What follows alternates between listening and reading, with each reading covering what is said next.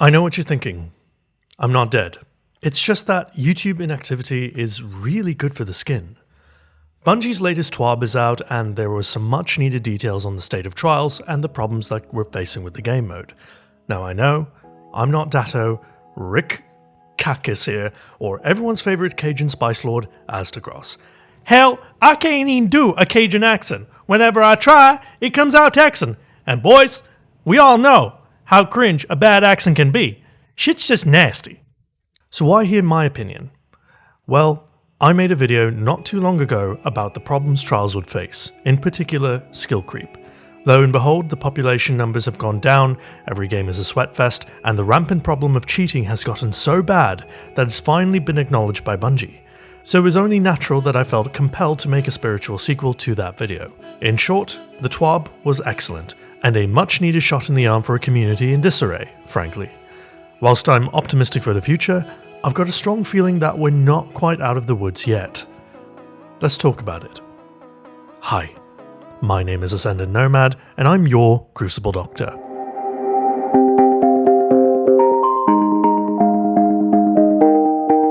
Let's go through the latest TWAB, dated April 23rd. I'll read out what they've written and give some of my thoughts on what's being said.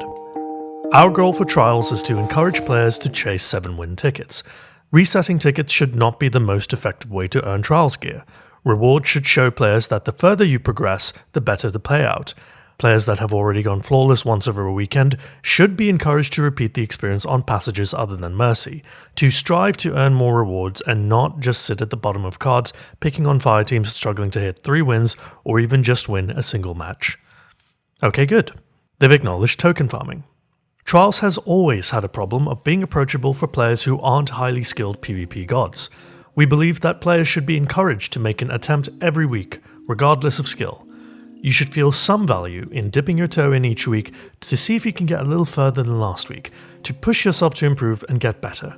Whilst every single player won't make it to the lighthouse, you should feel like you can get meaningful rewards by pushing yourself and still get some rewards for spending time in the activity. This is a noble thing to say, and it should be said directly from the developers of a PvE game first and foremost. We need more of these players in Trials, as we talked about re-skill creep. But veterans of the game mode are under no illusion. We know that it's a hardcore mode, and it will quickly separate the toddlers from the adults. So, what are we doing about it? Problem: token rewards incentivizes players to farm to 3 wins and reset their card. Solution: in Season 11, we're planning on creating token payout milestones at 3, 5, and 7 wins that give successfully larger chunks of tokens. Bonus tokens passages should increase these payouts, and on a flawless run, it will generate a significant token payout. This is a solution that's been widely touted by the community, in particular by Slayerage and Astacross. Good.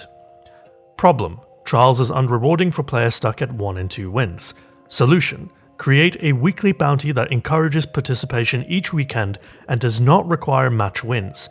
When redeemed, the bounty will reward the same item that comes from the 3-win passage, unlocking the engram for purchase that week. Another solution from the community, though this one should have been implemented from the get-go. Problem: Trials feels unrewarding compared to other endgame activities. Solution: inject more chances to earn masterworking materials from Trials. Masterworking/infusion materials will come from 3, 5, and 7-win payouts in Season 11. We're also looking into the possibility of adding a new material-focused farming card in Season 12. It's nice to see this, but we need specifics here. Not another Grandmaster Nightfall situation where increased chances turns into yet another RNG-based waste of time. Directly farmable, specific rewards for playing PvP, especially when it comes to masterwork materials, would give PvE players an option for something different, as well as a solid reason to play. These are our current plans for the changes that we want to make in the short term. We're also still investigating improvements we can make in the long term. For example, you may be asking, what about Adept weapons? We're currently investigating a new form of flawless award weapons for a future season. They may not have the same name, but these weapons would have some differences in order to set them apart. Right now, we are currently looking at giving these weapons the ability to replace the weapon mod slot with an Adept mod slot, name may change, that can accept custom-built mods in addition to the normal list of weapon mods. All of this is subject to change as we continue to develop, but wanted to give you an early look. We'll share more details in the future. Letting us know that there are long-term visions for this game mode are refreshing, but it really concerns me that Season 11 is considered short-term. And I get it. Bungie operates on a derivation of Valve time, and with the global pandemic still going on, causing Lysol shortages, it's hard. But these things need to happen quicker. A stopgap solution, if it were up to me, would be to take the Trials Eververse ornaments and make them flawless rewards. That is something I'd play for. Have you seen the Ace of Spades ornament? It's bloody gorgeous. Bungie are making a lot of money, but for the sake of the game mode, if you're really concerned about player population, take the L, pull the ornaments from the store, and put it in the loot pool. It would only make sense that a Trials ornament can only be obtained in Trials.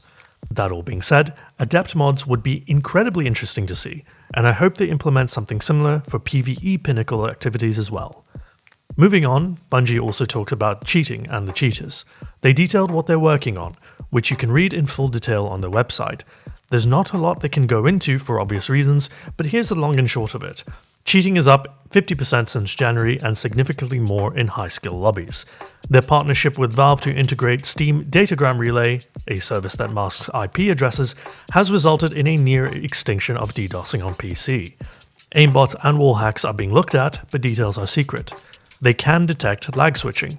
They want to implement Steam Datagram Relay on consoles as well to mitigate DDoSing on consoles, but it's tricky. They're moving more people to work on the security team.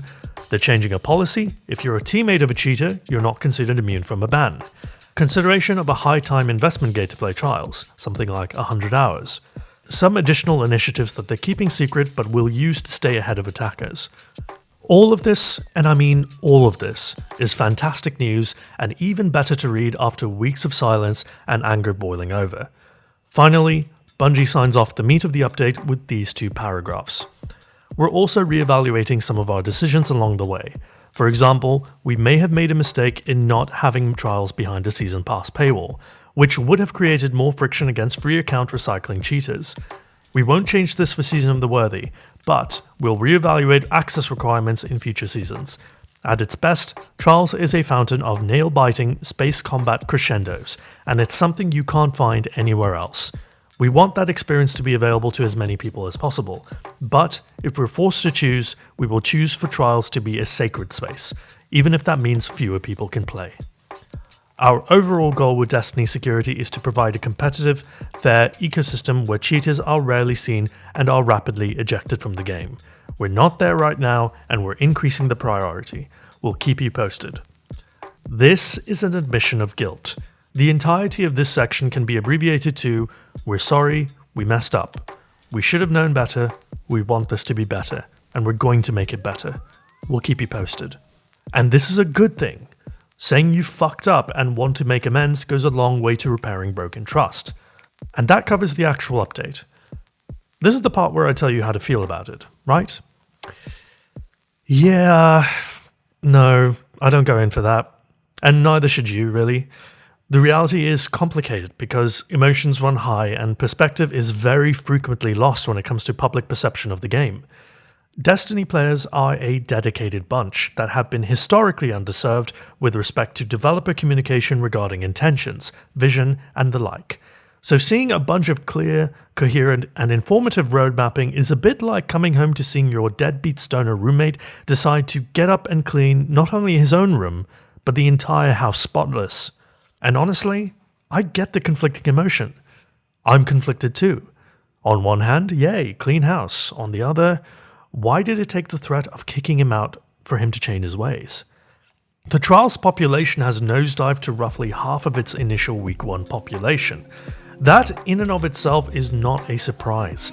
When new content hits the library, people generally tune in to consume it. A good amount of people will try it and say it's not for them and move on. But for nearly half of everyone that's tried it to gradually move on? I'm not a data scientist, but that seems off. Bungie was certainly motivated by these drop in numbers, that much is obvious. If Trials was in a good state, we would have seen no further communication on this front. For all of their talk on renewing the focus on PvP, their only public-facing effort since Shadowkeep and the freelance competitive playlist has been negatively received by virtually everyone, including the cheaters, which some have gone on record to say that they're motivated by Bungie's own inactivity. So that leaves us, the community, in an interesting space. We can see the problems around us. We have the "please take me back" text from Bungie. Do we do it? Do we give them another chance? That's up to you and your relationship with Destiny 2. People have been burned hard by the seasonal model. The lack of content, the botched PvE side of things, and the overwhelming inactivity on the PvP front, only to be given an infamously half-baked competitive mode that's overrun by cheaters. For me, I don't have the temperament to dwell on what was. I acknowledge what happened, and how it made me feel. I can only look forward and hope for the better. The past is always a good indicator of future behaviour. I can count 3 times in 3 years where Bungie have suddenly opened the tap on communication and the game noticeably changed. The first was Christopher Barrett's developer insight post Curse of Osiris. The start of a seasonal model and Forsaken was the direct culmination of that. The second was Luke Smith's director's cut, which preceded the release of Shadowkeep and the big shift to drip-fed seasonal content. And the third is the seeming slew of current updates that will come from more and more faces and voices in the development cycle. And in the middle, between all these updates, the community managers are out collecting feedback, acknowledging the good and the bad with a variation of the tired and stale line of "we're listening." A massive problem with having community managers actively seeking out feedback over an extremely extended period of time is that you're admitting that your player base is effectively your live team testers. It means that, for whatever reason, Bungie are unable to foresee the problems that they create. Sometimes it is genuinely a rogue bit of code that breaks the game. Other times there are just bugs and glitches that occur. This stuff happens. But when it comes to the problems that we're currently facing, the big ticket items, I have to wonder if any of the development playtesters is an engaged and active part of the larger Destiny community. It's staggering to me that they didn't see the obvious flaw in not having a weekly bounty for casual players.